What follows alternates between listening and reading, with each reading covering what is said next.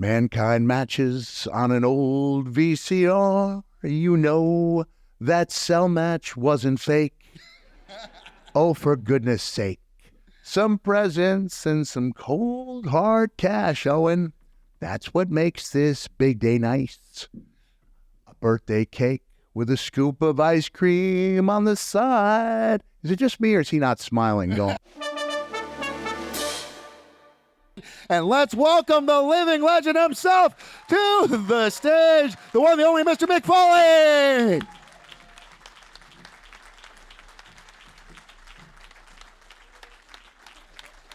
Everyone doing pretty good? All right, nice. So welcome to Buffalo, sir. It's nice to be here. Right here. Buffalo, New York.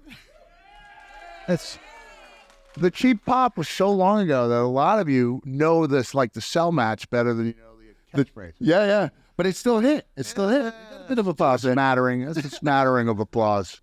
I know a courtesy clap. So may I first ask, how are you doing, sir? How's the health? How's life? How's the family? Yeah, I doing okay. Yeah. I think I'm walking better than I did like 15 years ago, right? So my hip and knee replacement, so I'm working on the weight, I've dropped some. I got a long way to go, but it gives me something to aspire to. Right. And well, you were going to have the retirement match. Yeah, I was thinking of doing a retirement match for my 60th birthday, and then in doing something very simple. I got a little bit of a concussion. And that was a sign to me, and I also thought the hip replacement has helped me so much. And one of the reasons that I was going to do the comeback match was do the move I'd always wanted to do, but never had the chance. That's to drop an elbow off a TV truck. Come on. And I could foresee that just taking that ball and socket, that is my hip, and just destroying it. And so I thought, if I'm doing this so I can have a better quality of life, right? Not to ruin $60,000 of work, So those two things combined, the hip and the concussion, made me realize it was not a good idea to have that final match. So and I think we're all, appreciative of that, because we want you with us as long as you possibly can, as healthy as you possibly can be. But what now? Have you gotten anything that's replaced that as a goal for you? Like what's next on Mick Foley's mountain to climb? I think we've got some projects in the works. One of them may come through. In the meantime, you can always visit my table here at the convention. Nervous laughter. I know these cons can be expensive, that's why it's smart to come around and see the panels and get to see people, people work hard. You got to make your choices, but if you want to make a good choice. And then I love doing the cameo videos. I really do. I was explaining to a longtime friend of mine how I thought they've helped me with concussions, because I always try to come up with like a catchy birthday song that's not happy birthday to you. And while I'm singing the song, I'm trying to think of the rhymes that will work with that person's name. So it's like playing, word games and mind games. And I think it's been really helpful. So I think what we've all just heard is that Mick can rap. That's what I heard. Wait a second, rap. It sounded like. Here's the thing. I cannot sing, but I can sing in character. So I can sing as Mankind or Dude Love. Yeah, I can. Maybe we have any birthday boys out here? Who got a birthday? Well, nobody. Okay. Well, wasn't it just your birthday? It was my birthday a few weeks ago. Yeah. And then it was, we got a birthday for you. Someone back there. Oh, it's him too. Well, come on up here. I'll serenade you. Come on up here. Come on up.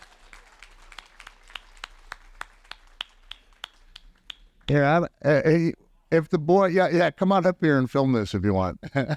I wish I had the Mankind mask. All right. So what is your name? Owen, here you go. All right. So I'm going to sing you a song, okay?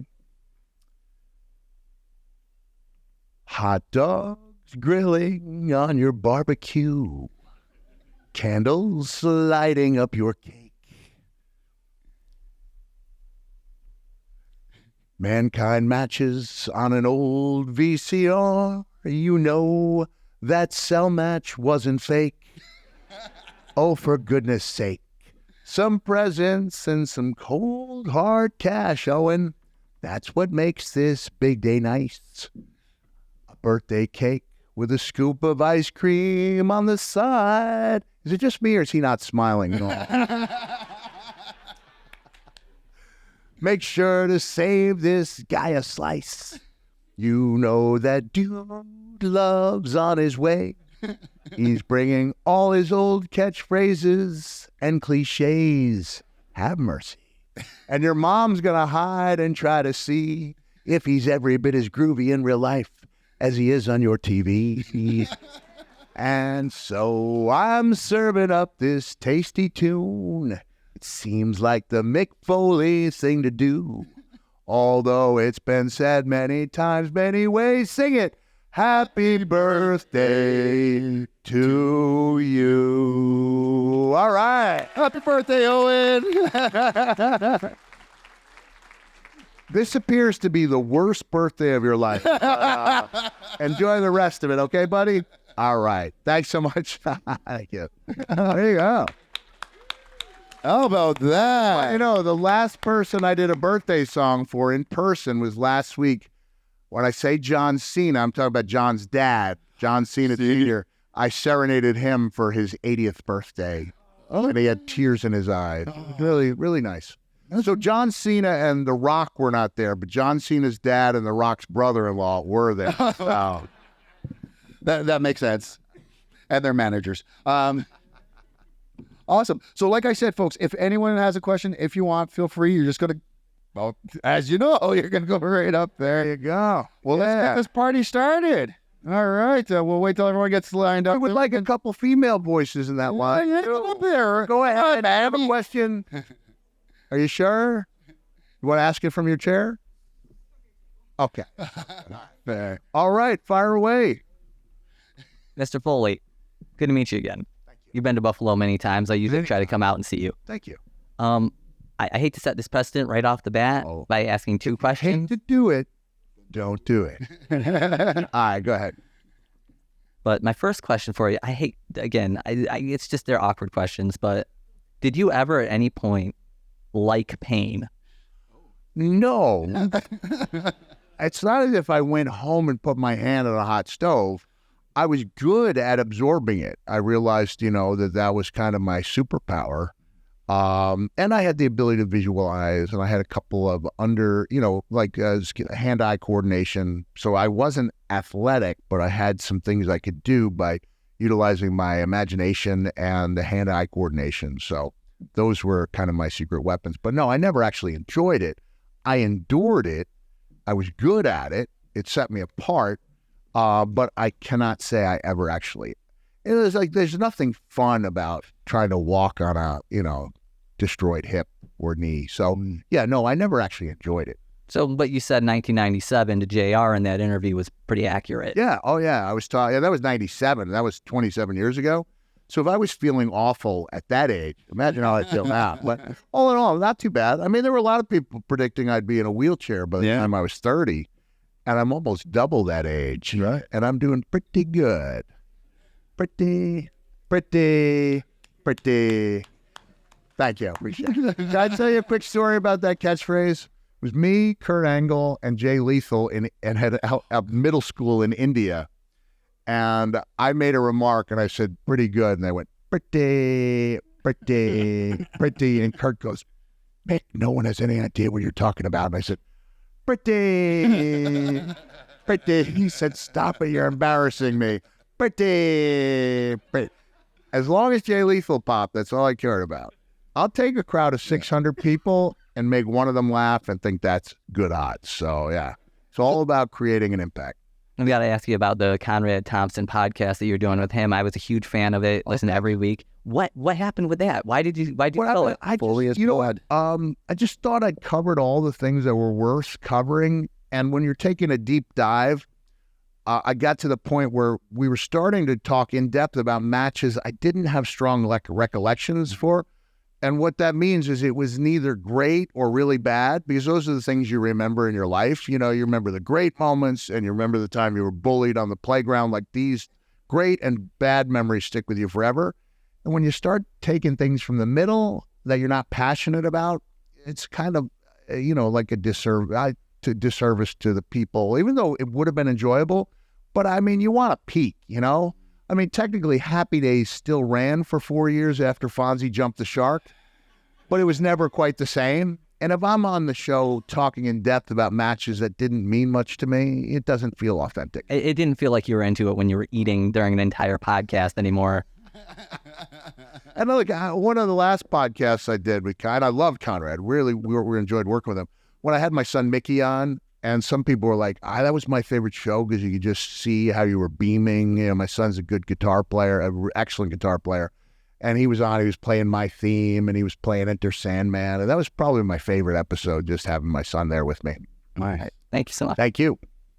And can I, just to piggyback on that, is Jay Lethal never making the WWE like the biggest travesty? Like, he's so great good. performer. He's such a great, heel. Does everybody know Jay Lethal? ROH, like ROH legend. Like, I think that's where everyone. Yeah. I don't know. I don't know the. Yeah, I know. Yeah, but he's really good. Yeah, I just wanted to give him his props. Go ahead, brother. Well, thanks again for coming back to Buffalo. Kind of, my guess is you probably you're probably second place in regard to the person who has broken the most bones after Evel Knievel. So my question to you is, do you remember the first time you broke your bone, and do you actually know how many times you've actually broken a bone over your career? Here's the thing. I didn't break that many bones.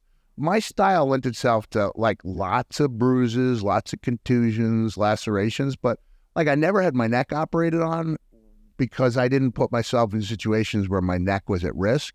So, I very, very rarely missed a match. You know, like I would go years at a stretch without missing a single match. And even after the Cell, I wrestled the next night. I don't know if people remember that. It wasn't a long match, but I was out there. And then I went home for 4 days, and then I was back on the road. So I don't know how many bones I broke. I'm told I broke my big toe when I was a baby. And then I remember being a catcher. It was Little League, but I was 12. And a guy named Matt Wilson, he was 6'11" at 14, and he threw like 90. And I was a pretty good catcher, but that fastball came in. I'm like, I think I just broke my thumb. And I continued catching for like another 9 pitches, and I was like, I think part of that superpower is that nobody in my family believed me. They thought I was, faking it or imagining it. And so I was actually really proud when I came home with that cast on my wrist because I knew I wasn't crazy. But that's the first time I recall breaking a bone. I appreciate it. But he broke a lot more than I did. Well, thanks again for coming back to Buffalo. I appreciate it. But he still had both his ears when he died. So, so you got one up on him. Yeah. All right. Go ahead, buddy. Mick Foley, I want to ask you, how did you got into wrestling? Oh, I got into wrestling by being part of a ring crew for a local promoter in the New York City area. And so... because I'm trying to break into the business. Well, you might want to try it my way by setting up rings and selling hot dogs and taking jackets and being kind of security.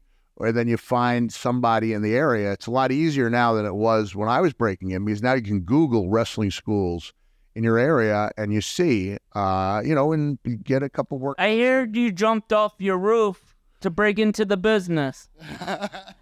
We don't suggest that. Well, I did jump off my roof. I jumped off Danny Zucker's roof. It wasn't my roof, okay? So let's get our story straight, all right? But I didn't do it to get into the business. I did it to try to make an entertaining home movie, and then it turned out a promoter saw it. So it did help me get in the business, but that's not why I made the movie.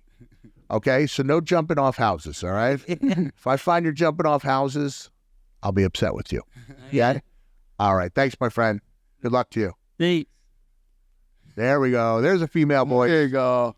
Hi. So I was wondering, in a perfect world, if you could come back to the ring and have one of your characters win another title, who would you choose and what title? Is the 24/7 title still available? No. But if you want to choose that, you can choose it.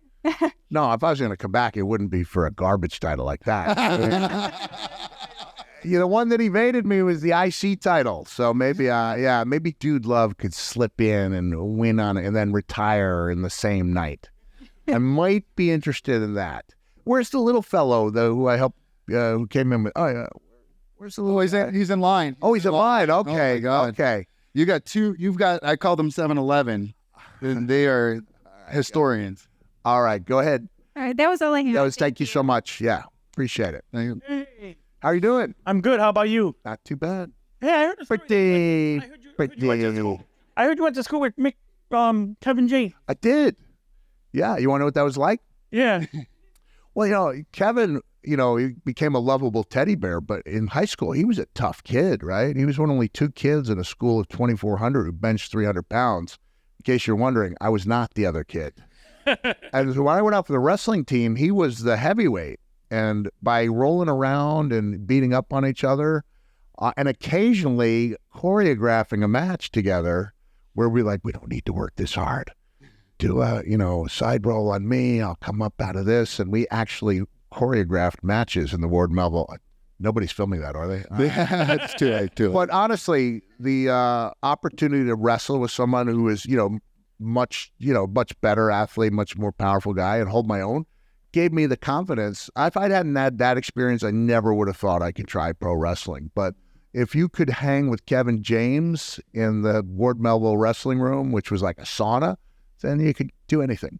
Yeah, and I remember seeing you at the ballpark when you did that ballpark brawl back in the day. That was like 2004, You had that Buffalo right? Bison shirt they gave you. And I wore the Bison shirt forever. I saw you on the SmackDown episode that one time. When Tim Russert passed away, I wore my Bison's jersey because he was such a, huge fan of all Buffalo sports. So I love that. Yeah, I got that at the You still have it today? I think I auctioned it. Oh, did you? Charity. Or maybe I auctioned it for the Foley Pizza Fund. I can't remember. Hopefully it was a good cause. Thank you. All right, thank you. I'm Mike. Mike, thank you. You were there too? Yeah. And then the next night we did Rochester, but it was raining so hard they had to wrestle in the concourse. But I just hung out with the Red Wings general manager last night. Went to see a friend of mine play some music. With who? No, Nick, Grant Anderson, Nick Schiaretta. He goes by 2 names. Well, whatever he is. That made me look bad for the guys. I don't know. He told me he was the GM. All right, go ahead.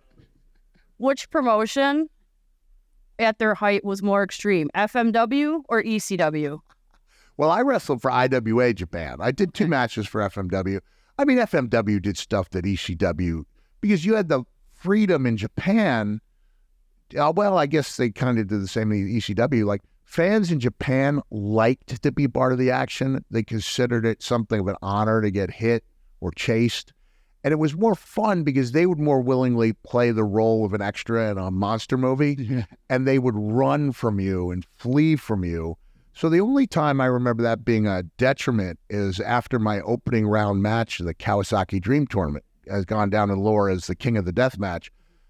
It was like 104 degrees, and there was no water, there was no beverage of any type, no fruit, anything. And I come out, I've got blood streaming down from my eyebrow, and I'm trying to get somebody to get me something to drink, and they're all running from me. And I'm saying, kudasai, which means please, koshi, whatever, a small drink or whatever. And they were all running, but they're running with smiles on their faces. So it was easier to be extreme in Japan. And then, to this day, I don't know if, they would just create matches. And, the first match, I know thumbtacks been used a lot here, but I was in the first ever push pin misery death match, the first barbed wire brick match, and they just found different ways to create painful situations, none of which I actually enjoyed, I want to point out. All right. Nice call. Thank you for your callback, right? Yeah. Did you and Mike Awesome ever hook No, up I with never Japan? wrestle. You hook up sexually? Well, No. either way. I mean, what We're do you just feel? friends, man. What do you feel comfortable answering? No. No, I never wrestled Mike. Oh, I okay. wrestled with him as a partner in a 10-man in one of those 2 ECW matches I had. I mean, FMW matches. But no, he was such a talented guy. I heard he was such a sweet. I heard he was a sweetheart. guy. Jeez, what a bad. That was a bad move. All right, go ahead. So I don't know what you want to call him, but when it comes to you and Al Snow, there's got to be a cutoff point of The humor jokes. Yes, No, because no. the last thing I wanted to see never gets old. is one of you guys showing up at each other's doorstep saying, okay, what you just said was over the line and trying to kill each other. First of all, that will never happen. No. And second of all, I called up Al after I watched Wrestlers on Netflix. It's so good. And I said, Al, I'd really like to be part of this. And he goes, hey, pick any day. I said, well, I'd like to do like a storyline, like an arc, like 6 weeks. And then I said, and I won't charge you anything. He said, when can you start? So, so I've done about 10 shows for Al, and I think I have the luxury of making fun of him for life because I'm doing these shows, because I like being part of it, you know. And I'll be back on OVW in a few weeks. Man, All right. glad to hear. Gonna have some fun stuff lined up. All right. How often do you and the Undertaker interact? How often do we interact? Well, I think the last time I saw it's a subject I can't talk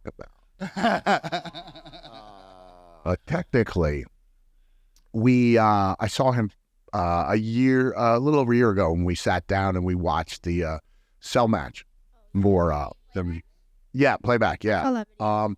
But I am in contact with him around Christmas time every year because I always write a special letter to his kids. Yeah, so that's a nice thing, right? All right. That is 7 from 7-Eleven and 11 right behind him. That kid is the historian. He's right there. Blue. Oh, wait. Are you the young man I walked down here? Oh, no, he's back here. Okay. He's even smaller. Okay, go ahead. I broke Wahoo's leg with a classic wrestling shirt. Not as good as Dusty Sucks Eggs, which was the Terry Funk shirt. Son of a Plumber's a good one, too. Son of a Plumber's a good one. Thanks for joining us today. It seems like you've established yourself as, one of the nice guys in the business, down to earth, humble, and I know a lot of guys are. I guess I'm humble for a huge star.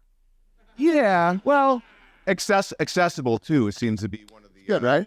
Talking about being humble while acting like an arrogant jerk. Okay, good. So, I guess what could that that vibe? What can you attribute it to? Is upbringing, one parent, both parents, family, as someone in your life, or just the whole collective experience? What would you cite influence wise as far as my dad was a guy who really liked to help people. My mom was very kind hearted, and I think a lot of it had to do with seeing the Wish kids who would come to WWE and realizing we could make a difference. So when I left WWE, that was one of the first things when I left full-time wrestling, that was one of the things I missed. And I was like, hey, if kids aren't going to come to me, I'm going to come to the kids. And I reached out to a bunch of different, Paul Newman's Hole in the Wall Gang camp, and I showed up almost every week for a day or two for an entire summer. And then I wanted to be part of a camp on Long Island called Camp Adventure, but they required you to take a 6-hour course. My wife said, there's plenty of other places to go. I said, no, anything worth doing is worth doing well. So I went and I did the 6-hour course so I could volunteer. And so I was really proud that for 10 straight years, I volunteered at least twice a week, every week for 10 years. And I thought that was a nice run. So I think another, it sounds corny, but the Jewel song Hands, that has the line, in the end, only kindness matters, I thought that was, that's one of my favorite lines. And I actually had it on one of those elastic bracelets until it broke, but I wore that for about 5 years. So that and my autism awareness, acceptance, not just awareness, acceptance bracelets. I have a son on the spectrum. So, and he taught me a lot about patience, my son, because he was different, patience and kindness. So we try to pass it on. It doesn't cost anything, In a world where you can be anything, be nice. To be kind. Yeah. There you go. Thank you for Thanks for giving back. All right, thanks. And you expect that from anyone who loves Christmas as much as you do. You have to, right? You got to carry in your heart all year. Go ahead, my friend. If you could have one final match, who would it be against? Who would it be against? I'd like to see a triple threat. Mankind, Dude Love, Cactus Jack. You can do it by way of the cinematic match now, right? Yeah. Man. You know what? When I was thinking of having that last match, I'll tell you what, when I announced that intention, there were no shortage of people from every promotion reaching out to me. And one guy I probably would have gone with, because he'd clearly done some thinking about it, lined out 6 great weeks of TV, was MJF. So, oh my God. Yeah. That would have been a good match. And you've got him right there. Yeah. So, yeah. We didn't take a photo together because we didn't want to ruin the secret meeting, but I heard what he had to say. I really liked it. I had no doubt that he would have pulled it off perfectly. And, he's so good and in his prime that he could have worked around my weaknesses and played to my strengths. And I think we could have done something pretty cool. MJF, final answer. Take that, Matt Cardona. Well, first off, Taker, nice to see you. The last time I saw The Undertaker was today. He's right there. yeah, first off, I respect you a hell of a lot. Heck of a lot of kids here. Yeah. Yes, sorry, Yeah. language. Okay. In our house, we still call it the heck in a cell, even though all my children are adults. So. But that leads up to my question. Okay. How in the heck did you get up from that? Oh, from when I was choke slam. Oh, both of them, right? Yeah, both times. The roof and off the cell. Through the announce table. Look, I don't use the F word very often, but I'm going to drop it here. Fortitude.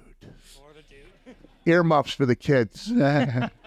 Testicular fortitude. No, you know, we had a vision, and it's kind of instilled in you, at least instilled in me, that you finish the match by any means necessary. It's a positive that they stop matches now. Mm-hmm. But if that match, we're talking about the cell match 26 years ago yesterday, if they had stopped the match, nobody would be talking about it. Yep. So it was seeing how two human beings could finish a match when one of them was no longer conscious.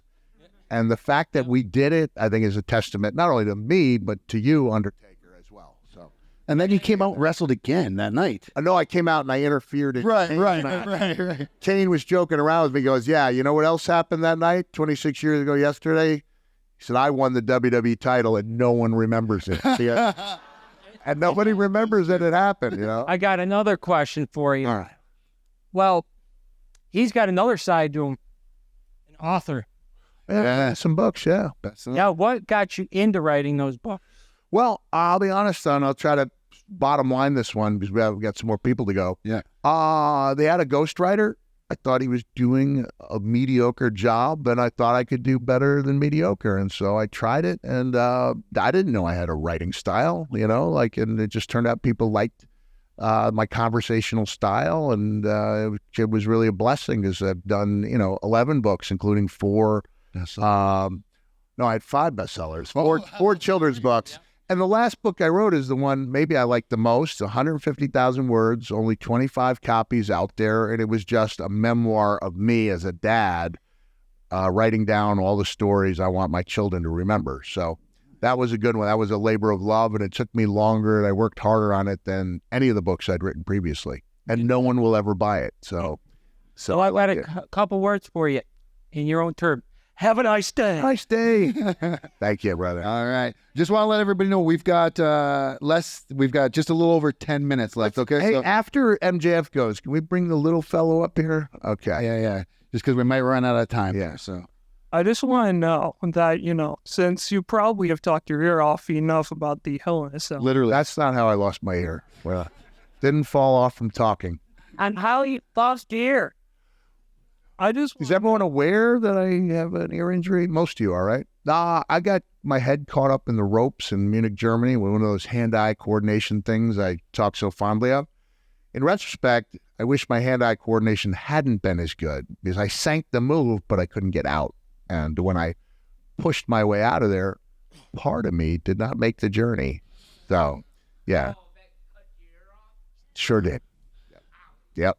So what you got there, JF? I just want to know, what is exactly the process of, with all your extreme bumps and, going through barbed wire attacks, how exactly did you go through everything just saying, I'm just going to recover in like 1 week? Normally people would be like, that's got to take at least a month. Well, I know when I came back to my first tour of IWA Japan, the doctor looked at me and said, I've heard about these type of injuries in prison breaks. I had so many lacerations on the hands and forearms. Not to mention going around the world too, doing it and traveling in coach, all that time. I don't know how to answer that, except I'm just thinking of what Mr. Miyagi told Daniel-san about karate. He said, stand on one side of the road, you're fine. Stand on the other, you're fine. You stand in the middle, you get squashed like a grape. So you either do it 100% or you don't do it at all. Yeah. And no one thinks less of you if you don't do it at all. But I wanted to try it. Terry Funk, and that's Funk with an N, so technically I'm not cursing on you. Rest his soul. He had just signed. There you are.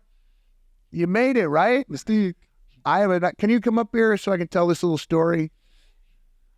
I was was I coming out of the elevator, or was I coming out of the elevator? I see this amazing Patrick the Starfish cosplay. Oh, that was you. And I said, "Can I take a photo?" And I had no idea she was a wrestling fan. She said, "You want to take a photo with me?" And so we're actually posting on Instagram any minute now. And she's got the biggest smile on her face and told me who she'd be today. And so when I saw her, I was like, "Come here." So yeah, it made a nice memory for me. Really appreciate it. You never know who you're going to touch along the way, right? Look at that smile. Yeah. There you go. Thank you so much for being here. All right. All right. Okay. We're going to get the little guy. The little fellow. Okay. All right. And we might have time for maybe 1-2 questions after that. How many Sockos do you own? How many Sockos do I own? You know, the truth is I don't own many of them because I started giving away socks after every time I use one, I throw it into the crowd, you know? So I don't think I actually own any Sockos, like any historically, you know, important Sockos. But that's a good question. That's a really good question. I'll tell you what I'll do for you. Did you come to my table for being brave enough to stand up and ask a question? And I know because I went to see Christina Ricci's Q&A a few years ago. And when I got up to the microphone, I was terrified. I felt like Cindy Brady in that quiz show episode. Remember when she draws the blank, you know? So for being that brave, I'm going to make you a Socko and sign it for you, okay? All right. There you go. How's that sound? Thanks, buddy. Best day ever? Hey, Mick. As again, I'm glad you enjoyed the present I gave you last night with the globe and all that. That was awesome, man. Thank you. Glad you enjoyed it. Met you before, and last time I talked to you, we were talking about the whole Cleveland, Ohio. Lost in Cleveland, yeah. Yes. Me personally, my all-time favorite stuff you ever did was with ECW, and especially your promos with like Mikey Riprack and the whole team. What in your personal opinion is this a lot better? Having a great promo or having a great match? Oh, that's a good question. Well, you know, here's the thing. I'm not a mathematician, but I devised the formula 9/10 talking tough, 1/10 backing it up, and you'll be just fine. So once I realized I could talk about the things that I could do, had done, was willing to do, then you only had to back it up when it was time for your match. So I think the promos are more important than the matches themselves because there are lots of guys who now can do all the moves and technically have a good match, good to great. Not as many guys who go out there and make you stop what you're doing and watch. And so like Bray Wyatt was one of those guys. I'd be home, I'd be working on 3 different things. My kids would be watching the show and he'd come on and I'd drop everything and go. And so that's, you know, it's both a talent and a gift. But I'm really glad when I saw Ric Flair's documentary on ESPN, they kind of charted his course where you can see he wasn't always the nature boy. It took practice.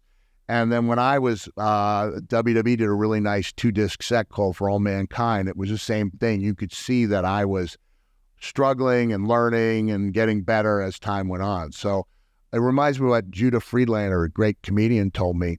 It looks like he just plays off the crowd and just comes up with answers off the top of his head.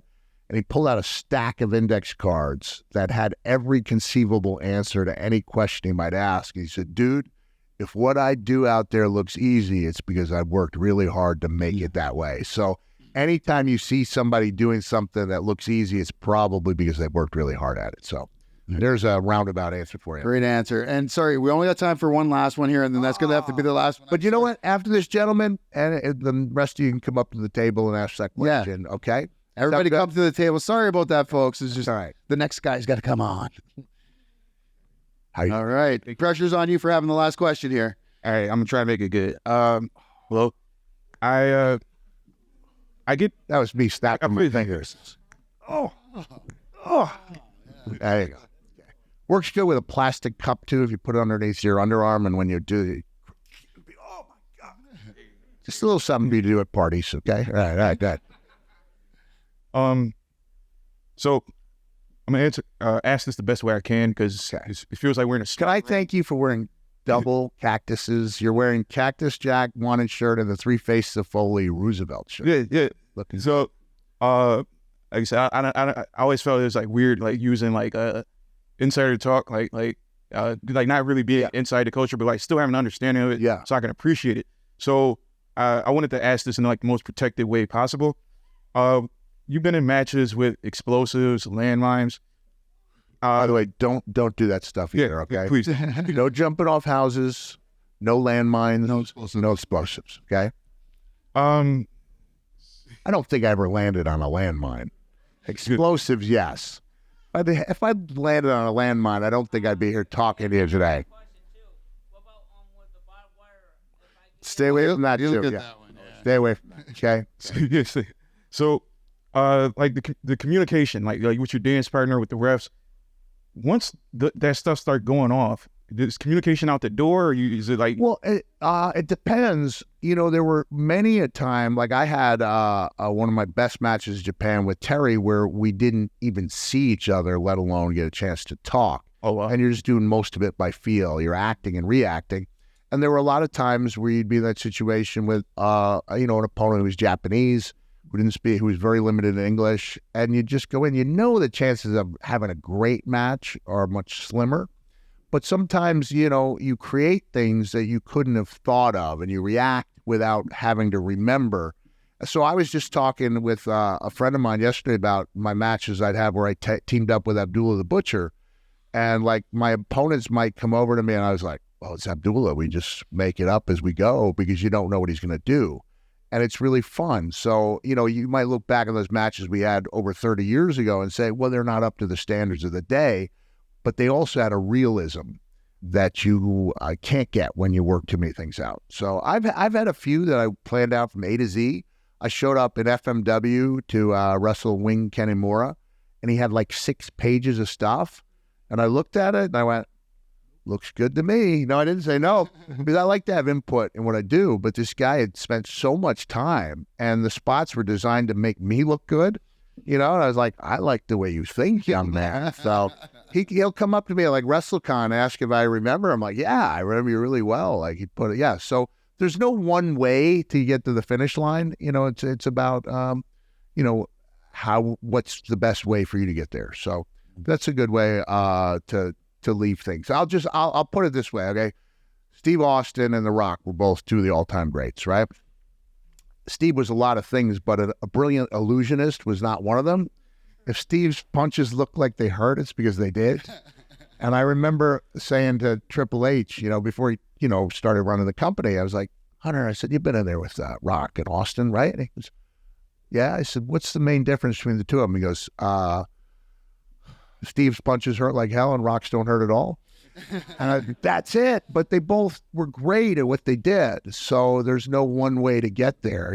Some guys work super snug, as we call it. Some guys, you're going to, it's not like you can get out of the rock bottom and the things the Rock did that, were genuinely painful, but his punches and the people's elbow were not, hate to break it to you, but the people's elbow, possibly the worst finishing move. Oh, you're not recording that, are you?